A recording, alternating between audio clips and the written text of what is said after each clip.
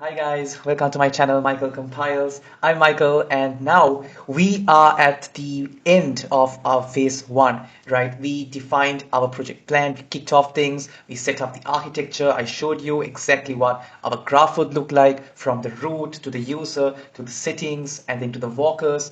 Handling the expense categories along with their expenses, and then we dug deep into VS Code and we scripted the back end. Cool. So now, after testing, we ran some tests last week and we fixed a few bugs here and there, and most of the system is now working perfectly fine. But of course, there were a few minor problems towards the end of the video where we saw that, okay, the expenses are getting tracked, they're getting recorded, they're getting 200 success codes, but when we try to retrieve the data at the end, using a GET request, it's being returned as null. So right now, I do not want to focus too much on that area right now because still this is like we have defined just the skeleton of our project, and these errors we can look into fixing them in the future videos. So today I thought of doing something super cool. We are going to now finally build our project on AI, or rather, we are going to now put an AI layer on top of what we have built. So it's very cool stuff coming up in this video. Stay tuned for that. As you can see, this is what we are going to implement in the next couple of videos. We are going to enhance our smart expense tracker with AI powered receipt, with photo processing and text processing, and also the ability for natural language queries. So very exciting stuff. As you can see, we have receipt image processing, text description processing, then we have graph operations which will be run upon natural language queries, and also the real-time currency conversions. So as you know, we are using the exchange rate API, and we have already defined some very basic functions which will help us as utilities to perform these conversion rates, get basically enhance the overall performance of our smart expense tracker. So without further ado, let's jump into VS Code right now. Right. So here we are, and so we are about to now enhance our expense tracker, right? We are going to make it smart. So we will be using ByLLM, and as I mentioned before, ByLLM is a framework. It completely eliminates the need for prompt engineering and uses semantic understanding instead. So what we are going to do here is, for to power our ByLLM model, we will need an OpenAI model or some kind of model, right? And I mentioned before we planned on using a GPT-4o or else GPT-4o mini for this purpose. So if we were to use that, we have to update our requirements with the OpenAI library. So let me first go ahead and just add here OpenAI as well, save that, and then um, we can start working. So what are we going to do here? We are going to define some functions. So we needed OpenAI in the dependency because we need it for the text processing and the image OCR the capabilities. And also moving forward, I will show you exactly how we are going to get this SEM keyword. The SEM keyword is what allows the model to use BLM with the semantic understanding. Um, so yeah, all right. So for this, I am going to create a new file called, let's call that maybe AI utils. So it doesn't get jumbled up with the other utility functions we defined, like in terms of currency conversions and date time. So this, let me just add a description here. We can go ahead and say maybe um, AI utility module. This model AI related tasks like um,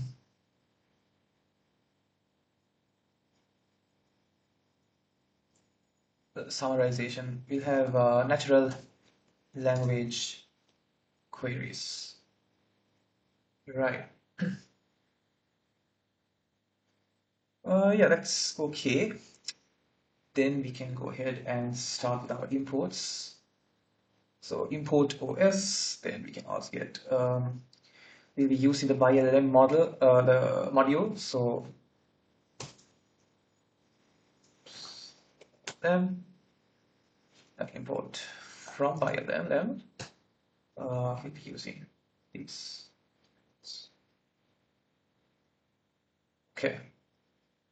So if you can remember correctly, the correct syntax is in Jack for import is such, especially if we are importing multiple from the same library, we will use the braces without the semicolon.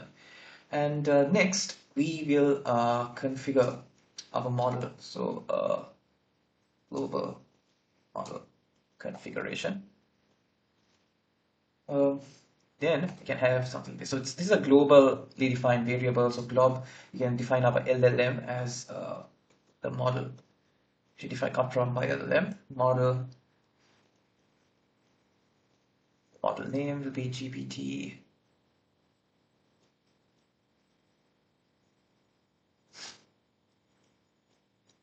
4O mini. Yeah, that's all right. Then we can also define our currency API key here, but I'm not sure. Let's see with time, maybe later on we can add that. Right.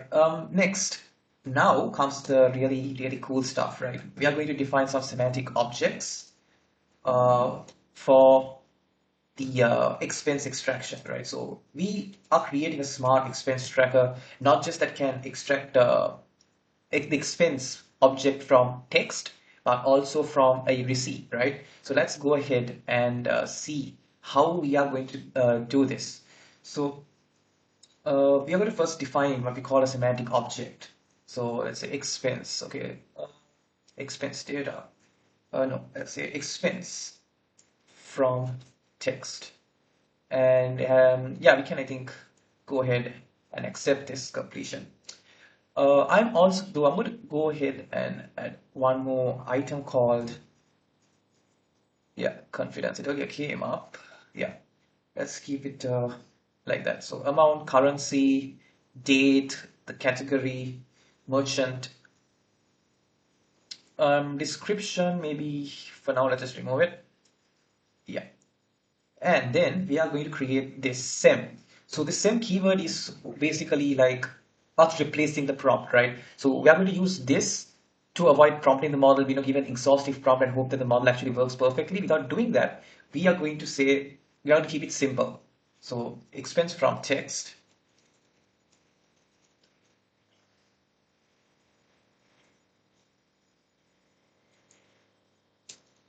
We can define it as, say, extract expense details from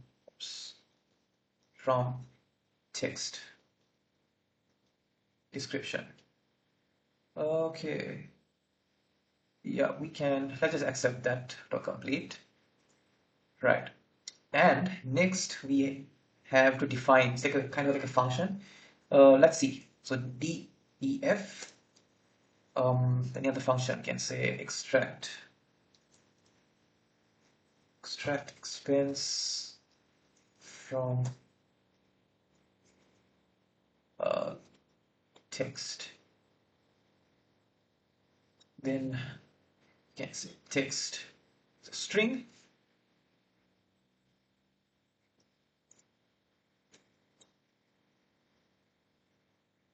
Expense from text.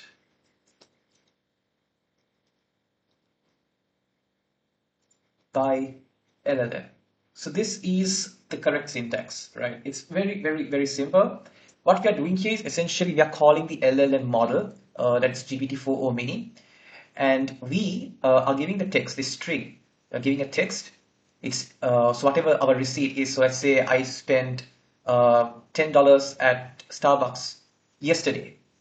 So that is basically what our case is for. So that's the text. And then this expense from text is this semantic object which has a semantic object plus there's a little string here as well, which gives a little bit of guidance to the model as to what can happen. So the beauty of this is by using ByLLM and with our graph structure itself, the model can all connect the semantic objects and paint a picture. We don't have to explicitly define a prompt. We don't have to engineer a prompt to get this to work as we want. Okay, next, we can try and define another semantic object for expense extraction from image. Actually, I need to update the previous one.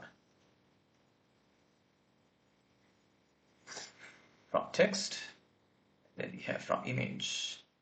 So again, we'll have to define an object. Okay, expense from image.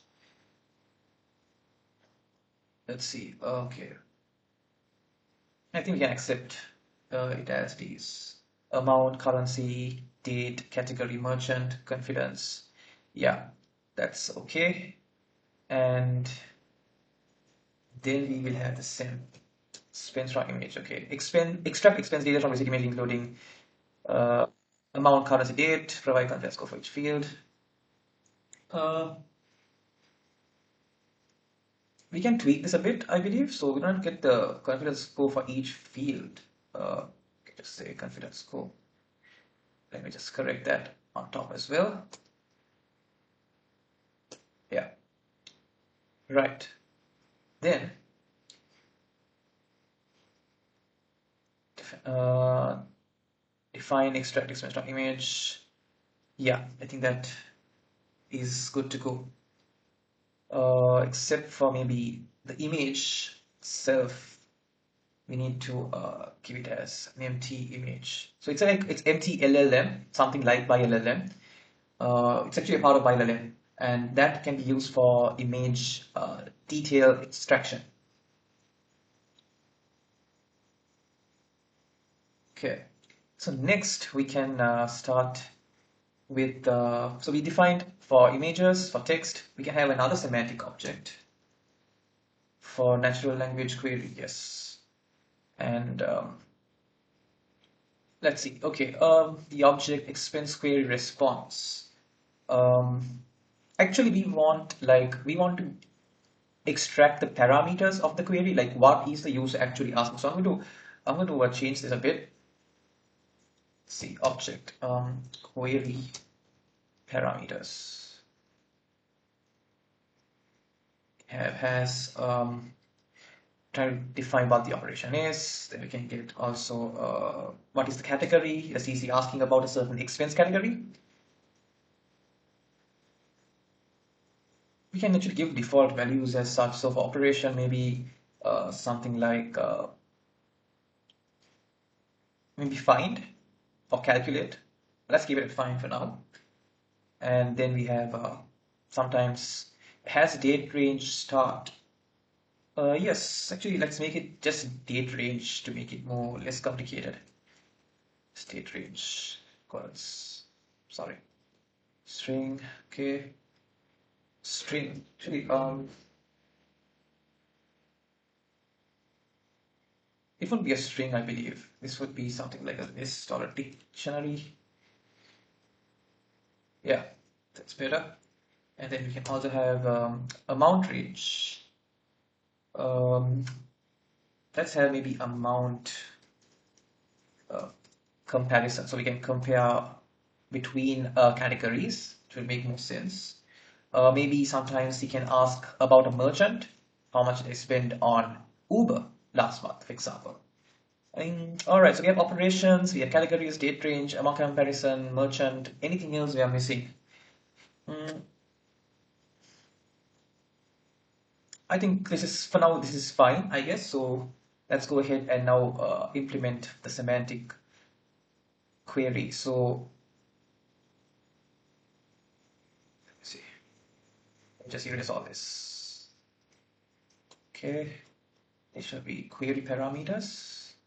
Extract query parameters from natural language query for expense data. Yeah, I think that is okay. We can perhaps, without using the word extract here, we can use parse instead. Natural language.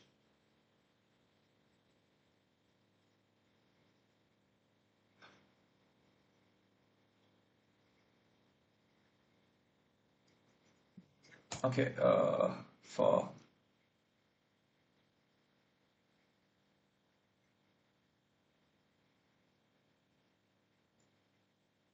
can change this up also to give, since we're taking the parameters, we would like to get it into a more structured format, right? So I'm passing it into a structured format for filtering. Okay, operations. Right, okay, so then next we can create the function. Let me just erase all of this as well. Def, so have extract expense, or rather, sorry, pass natural language query. Okay, we have the query string, query parameters by LLM. That sounds good. Okay. All right, so we just completed our AI utility functions, and why did we do this? Well, we wanted to we obviously need AI for the expense tracker. We need to make it smart, and we had it in a separate AI utils.jack file so that we can reuse these functions whenever we want to. In whenever the walker is going in the graph, navigating the graph, it's just a matter of calling these semantic objects, right? And speaking of walkers, we are going to define more walkers in our next video. We will need to currently the walkers we have are just basic ones which are essential to the core, to the real, the backbone of our expense tracker. So next week we will have like adding expense with an image, adding expenses with a description, and so on. So next week there's a lots to look forward to, and I will see you. And that brings us to the end of this video. I hope you enjoyed it as much as I did making up this video. We've come to the beginning of the second phase where we are going to integrate our expense tracker with AI, basically making it smart. So if you enjoyed this video, please drop a like, subscribe if you haven't already, drop a comment, let me know what you think. I'll be taking in the feedback from you guys, and I aspire to keep improving and make my videos better and better and make this content with the highest quality possible. So yeah, thank you so much guys, and I will see you in the next video. Goodbye.